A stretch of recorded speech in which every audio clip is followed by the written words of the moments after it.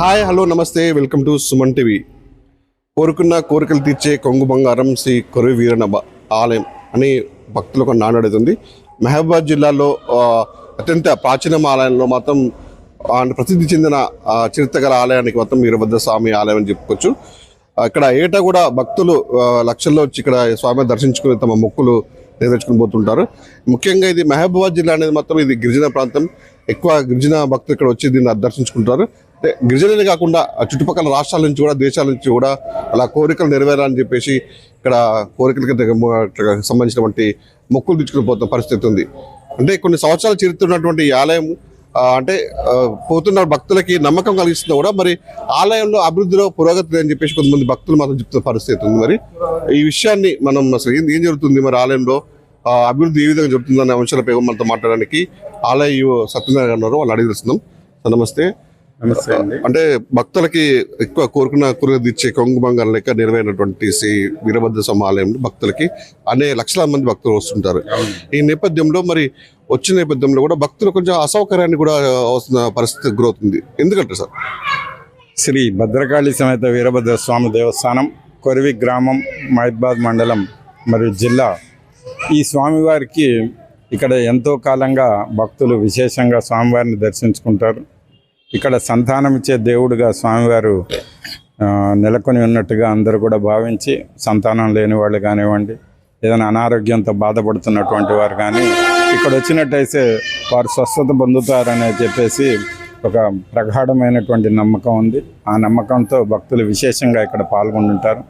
గతంలో ఈ ఆలయానికి ప్రాకార మండపాలు ఇవన్నీ లేని సమయంలో గత ప్రభుత్వంలో ఒక 5 కోట్ల రూపాయల మంజూరీతో కొన్ని ప్రాకార మండపాలు కానివ్వండి, గోపురాలు కానీ ఏర్పాటు చేయడం జరిగింది.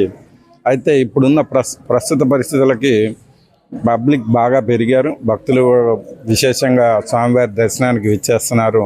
దీనికి అనుగుణంగా ప్రస్తుతం ప్రభుత్వం నుంచి 30 కోట్లతో సుమారు 30 కోట్లతో ఒక ప్రాజెక్ట్ ప్రణాళిక కూడా తయారు చేయడానికి మా దేవాదాయ శాఖ కమిషనర్ గారు దీని ప్రతిపాదనలు పెట్టారు. ఇంత విశేషమైన క్షేత్రానికి అవసరమైన ఎమ్యూనిటీస్ ఇంకా చాలా మనం పెంపొందించాలని, అదేవిధంగా ప్రభుత్వం నుంచి కూడా సహకారం తీసుకొని ఆలయాన్ని బాగా కూడా అభివృద్ధి చేయాలనే ఉద్దేశంతో సత్రాలు కానివ్వండి, ఇక్కడ ఉన్నటువంటి మౌలిక సదుపాయాలంటే టాయిలెట్స్ కానివ్వండి, మంచినీటి వసతులు కానివ్వండి, ఇంకన్నీ కూడా చేయాలనే ఉద్దేశం సంకల్పం అయితే కమిషనర్ గారు ఒక మాస్టర్ ప్లాన్ తయారు చేయమని చెప్పి దీన్ని తెలియజేయడం జరిగింది. దానిలో భాగంగా ప్రస్తుతం సర్వే కూడా జరుగుతూ ఉంది. డిపార్ట్మెంట్ గారి స్థపతి గారు, ఈఈ గారు వీళ్ళంతా విజిట్ చేసి కొన్ని సూచనలు చేశారు. దానికి తగ్గట్టుగా మేము మాస్టర్ ప్లాన్ తయారు చేయించడానికి అవసరమైనటువంటి ఏర్పాట్లు చేస్తున్నాం. సార్ ముఖ్యంగా అంటే ఎప్పుడైతే సంవత్సరానికి వచ్చే మహాశివరాత్రి వేడుకలు ఇక్కడ కొరివి ఆలయంలో అంగరంగ వైభవంగా జరుగుతాయి.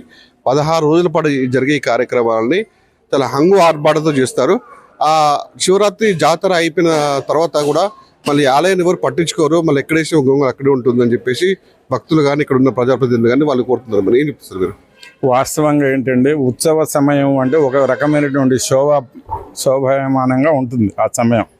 ఆ సమయంలో విశేషమైనటువంటి పూజలు జరుగుతూ ఉంటాయి. మనకి ఉదాహరణకి తెప్పోత్సవం, కళ్యాణోత్సవం, రథోత్సవం, అట్లా 16 రోజుల పాటు రకరకాల విశేషమైన సేవలు జరుగుతాయి. తర్వాత నిత్యం రెగ్యులర్ పబ్లిక్ కూడా ఉంటారు. ఆదివారము, సోమవారం ప్రత్యేకంగా భక్తులు వస్తారు సార్ ఇక్కడికి. మిగిలిన రోజుల్లో సాధారణ పబ్లిక్ ఉంటుంటారు. వీళ్ళకి అవసరమైనటువంటి వసతి గదుల కోసం కానివ్వండి, మంచినీటి వసతి కానివ్వండి, మామూలు సామాన్య భక్తులు పడుకోవడానికి షెల్టర్స్ కానీ అన్నీ కూడా ఇప్పుడు మాస్టర్ ప్లాన్లో తయారవుతున్నాయి. అదేవిధంగా వచ్చిపోయే భక్తులకు అవసరమైన టాయిలెట్ వసతి కూడా ఇక్కడ కొంచెం అసౌకర్యంగా ఉందని గమనించి కమిషనర్ గారి ఆదేశాల ప్రకారం వాటికి అవసరమైనటువంటి అన్ని కూడా మౌలిక సదుపాయాలు మేము తయారు చేయడానికి ప్రణాళిక తయారు చేసుకుంటున్నాం. ఇతర రాష్ట్రాల నుంచి కూడా అంటే జాతర సమయంలో కాదు, ఇతర రాష్ట్రాల నుంచి కూడా మామూలుగా వచ్చి ఆ వీరభద్రం దర్శించుకునే సమయంలో కూడా సరైన వసతులు అంటే ఇటు కాటేజీలు కానీ, ఇటు ప్రైవేట్ సంబంధించినటువంటి గుడికి సంబంధించినటువంటి కాటేజీలు కానీ కూడా అన్ని అసంపూర్తిగా ఉన్న టాయిలెట్స్ కానీ ఇవన్నీ దుర్గంధంతో కూడా నెలకొని ఉన్న సందర్భంలో భక్తులు చాలా అసౌకర్యానికి గురవుతుందని చెప్తున్నారు. అంటే అండి ఇవి 1990 ప్రాంతంలో నిర్మించినటువంటి సత్రాలు మాత్రమే ఇప్పుడు మనకు అందుబాటులో ఉన్నాయి సార్. ఇప్పుడు అడ్వాన్స్ టెక్నాలజీతో 2 అంతస్తుల భవనం విత్ మన లిఫ్ట్ ప్రొవిజన్తో మనం, ఎందుకంటే అందరూ కింద రూమ్లే కావాలని వీలైనంత వరకు మనకు ఉన్న వాటిలో అన్ని కింద ఇయ్యలేకపోవచ్చు కాబట్టి లిఫ్ట్ ప్రొవిజన్ ఎప్పుడైతే ఇచ్చామో వారు 3 అంతస్తులు కానివ్వండి 2 అంతస్తులు అయినా కూడా అనుకూలంగా వాళ్ళు ఎక్కి ఉండడానికి వీలయ్యేలాగా ఈ నూతనంగా తయారు చేసే ప్లాన్లో సిద్ధం చేయడం జరుగుతుంది. ఆలయానికి మొత్తం వార్షిక ఆదాయం భక్తుల నుంచి కానీ ఎంత వస్తుందంట సార్? ఈ దేవాలయానికి మనకి ముఖ్యమైన వరలు హుండీ ఆదాయము, సేవ, పూజా టికెట్లు, అదేవిధంగా సత్రాలు, వెంట్రుకల వేలం పాటలు, ఇటువంటి వేలం పాటల ద్వారా మొత్తం మీద సంవత్సరానికి 4,76,00,000 రూపాయల నికర ఆదాయం సమకూరుతుందండి. ఈ సంవత్సర నికర ఆదాయం 4,76,00,000గా మనకి నమోదైంది. ముఖ్యంగా అంటే ఈ ఆలయం సంబంధించినటువంటి లడ్డు తయారీలో విధానంలో కానీ ఇటు పులిహోరలో కానీ మీకు ముఖ్యంగా ఈ లడ్డూలో అంటే గ్రామ్స్ కూడా తగ్గించారు, క్వాంటిటీ కూడా తగ్గింది అని కూడా భక్తులు ఆరోపిస్తున్న పరిస్థితి ఉంది. మరి మీరేం చెప్తారు సార్? లేదండి, ఇది ఖచ్చితంగా కూడా వాటిని మనం బోర్డు మీద కూడా డిస్ప్లే చేయడం జరుగుతుంది. 80 గ్రాములు మనకి లడ్డూ ప్రసాదం అని, ఇది వచ్చి 20 రూపాయలు. అదేవిధంగా 200 గ్రాముల పులిహోర 20 రూపాయలు. మనం ఏదైతే ఉన్నదో అవన్నీ కూడా క్వాంటిటీ పద్ధతి ప్రకారంగా భక్తులకి అందించడం జరుగుతుంది సార్. నేతి లడ్డు ఇవ్వడం జరుగుతుంది. ముఖ్యంగా అంటే వీరభద్ర స్వామి గత చరిత్ర ఉన్న ఈ ఆలయానికి కూడా ఎన్నో ఎకరాలకు సంబంధించినటువంటి ఆలయ భూములు కూడా ఉన్నాయని చెప్తున్నారు. మరి ఈ ఆలయ భూములలో మరి ఆలయానికి ఉన్నాయా లేకపోతే మొత్తం ఏమైనా అనేకరంతమైన పరిస్థితి ఉందంటారా? దేవాలయానికి వచ్చేసి మనకి మొత్తం అన్ని సత్రాలు కానివ్వండి, దేవాలయ స్థలం కానివ్వండి, మిగిలిన అగ్రికల్చర్ ల్యాండ్ కానీ 16 ఎకరాల 16 గుంటల మొత్తం స్థలం ఉందండి. అందులో 7 ఎకరాల 10 గుంటలు మనకి వ్యవసాయ భూమి, మిగిలిందంతా కూడా కళ్యాణ మండపము, సత్రాలు, దేవాలయ ప్రాంగణము, అదే భద్రకాళి ప్రాంగణం, ఇవన్నీ కూడా ఉన్నాయి.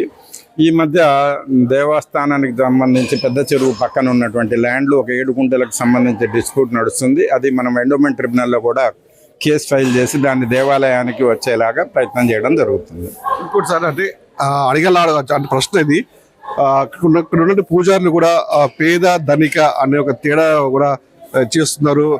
అంటే డబ్బు ధనికులు వస్తేనేమో వాళ్ళకి ఒక విధంగా పూజ, కింద బీద వాళ్ళు వస్తే వాళ్ళకి ఒక విధంగా పూజ చేస్తుందని చెప్పేసి బాగా ప్రచారం జరిగింది. అంటే వాళ్ళకి పెద్ద దేవుడి ముందు అందరూ సమానమే అని చెప్పేసి. వాస్తవం అండి, భగవంతుని దృష్టిలో ప్రతి ఒక్కరూ సమానంగానే ఉండాలి. కాకపోతే ఇక్కడ మనం ప్రతి ప్రాంతాలకు వెళ్ళినప్పుడు కూడా ఎవరి పరిచయాలను బట్టి వాళ్ళు ఏదో తమకు ఇది ఉంది అని ప్రయత్నం చేసి ముందుకు రావడానికి ప్రయత్నం చేయడం కానివ్వండి, ఎవరి యొక్క ఇదిని వాళ్ళు చూపించుకోవాలనే ప్రయత్నం చేయడంలో కొంత అప్పుడప్పుడు మాకు దేవస్థాన సిబ్బందికి కూడా ఇబ్బంది జరుగుతున్న పరిస్థితులు ఉంటాయి. కాకపోతే అందరినీ సమన్వయం చేసుకుంటూ భక్తులకి ఎటువంటి ఇబ్బంది లేకుండా, ఎక్కడ మాట రాకుండా వీలైనంత వరకు ప్రయత్నం చేస్తున్నామండి. అంతా కూడా ఎవరికి ఎటువంటి లోపం లేకుండానే ప్రయత్నం చేస్తున్నాం.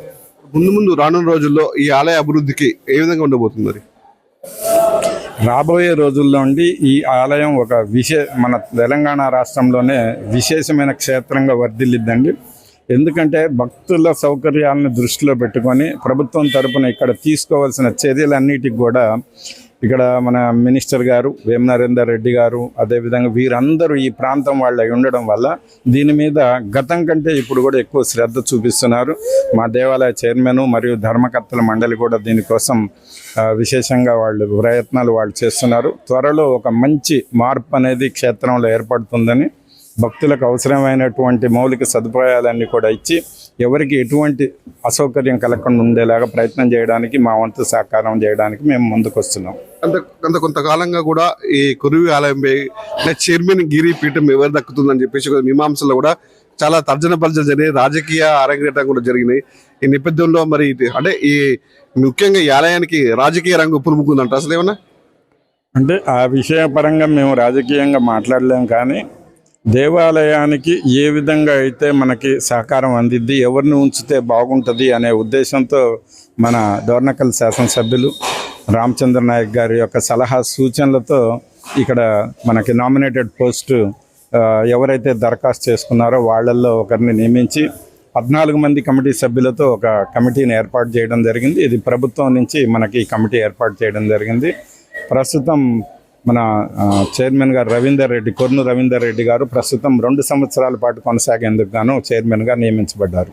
మొత్తానికైతే కొరివి ఆలయ సత్యనారాయణ గారు మొత్తం తన మాటలతో చెప్తున్నారు. ఆలయ అభివృద్ధికి ముందు కూడా మంచి బాటలు వేస్తాం. ఇక్కడ ఉన్నటువంటి చైర్మన్ పాలక మండలి వాళ్ళ సహకారంతో ఇక్కడ ఉన్నటువంటి డోర్నకల్ ఎమ్మెల్యే రామచంద్ర నాయకుల సహకారంతో కూడా ఆలయ అభివృద్ధికి అన్ని విధాలుగా ఏర్పాటు చేస్తాం.